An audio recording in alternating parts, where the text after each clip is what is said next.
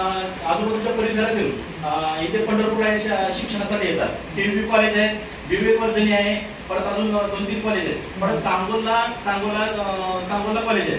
ते खर्डीतील विद्यार्थी तिकडे जातात, ये जा करतात, पण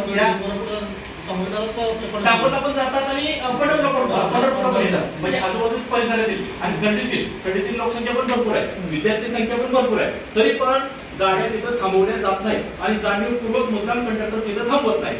तुम्ही यावेळेस एकदा येऊन तिथं थांबून बघा वाटल्यास, म्हणजे सिव्हिलवरती कंडक्टर उर्मटपणाने सांगतात. आणि दुसरी गोष्ट, आपण पंढरपूर स्टँडवरती गेलो आणि पंढरपूर स्टँडवरून 23 नंबर प्लॅटफॉर्मला जर सोलापूर कोल्हापूर गाडी लागली असेल, सोलापूर इचलकरंजी लागली असेल, सोलापूर मिरज लागली असेल, कोणतीही गाडी असेल आणि कंडक्टरला जर विचारलं साहेब की गाडी खरेदीला थांबते का, तर कंडक्टर म्हणते अजिबात नाही थांबत.